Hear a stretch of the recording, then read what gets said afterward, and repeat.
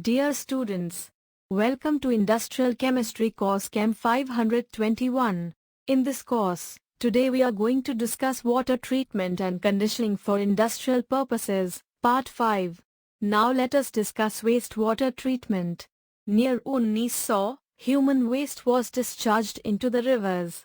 The use of such water may cause several diseases. Therefore, the purpose of wastewater treatment was to remove contaminants from it to meet quality standards.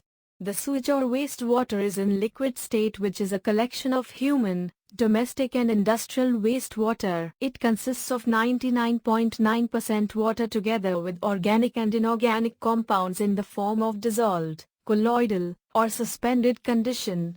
Moreover, wastewater also contains different chemicals which depends upon its source from which it has been obtained. Now wastewater treatment can be divided into physical, chemical and biological procedures. These procedures are applied in different combinations to provide several types of water qualities. In addition to this, we can also categorize these as primary, secondary and tertiary treatments. During primary treatment, suspended solids and floating matters are removed.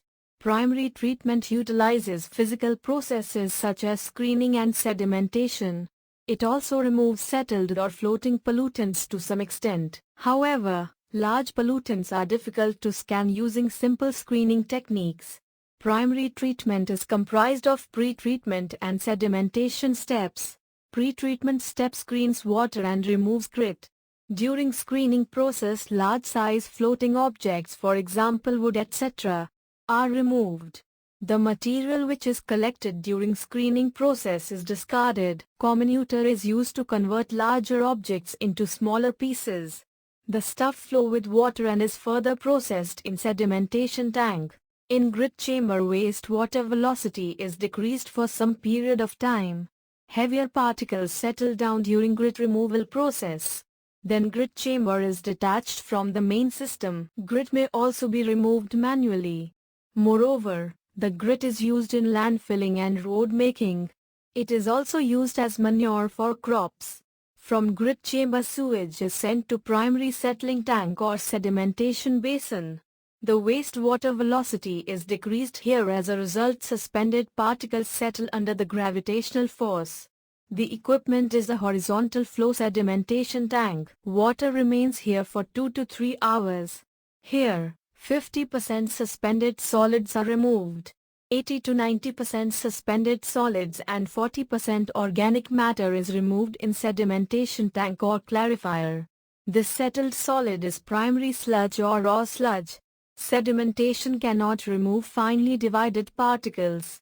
Hence, mechanical flocculation or chemical coagulation assists this. During mechanical flocculation, wastewater is passed through sedimentation tank equipped with slowly rotating paddles with a velocity of 0.43 meters per second. During slow mechanical stirring, finely divided particles unite to make large particles which then settle down. During chemical coagulation, coagulants are added. These coagulants react with sewage colloidal matter and form floc. The floc traps small particles and settles as sludge.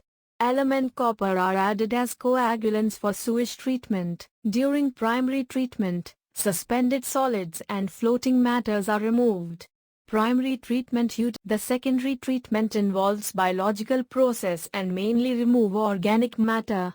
The primary treatment utilizes simple physical or mechanical process and cannot remove organic matter which are dissolved colloidal impurities. The organic matter needs oxygen, so it must be removed using biological processes.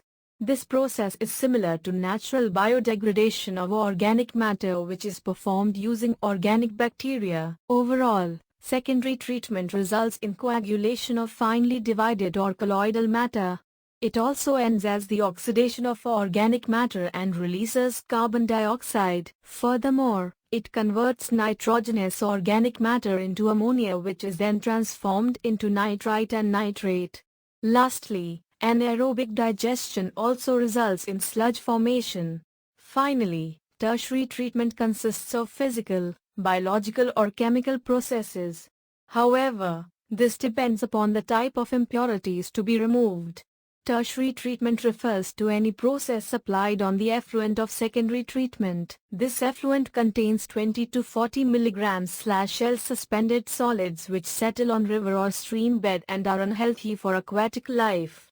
Usually, tertiary treatment is required to recover valuables from industrial wastewater. In short, during tertiary treatment, final effluent is passed through different processes. These include removal of suspended solids, bacteria, dissolved organic solid, toxins and nutrients such as phosphorus and nitrogen.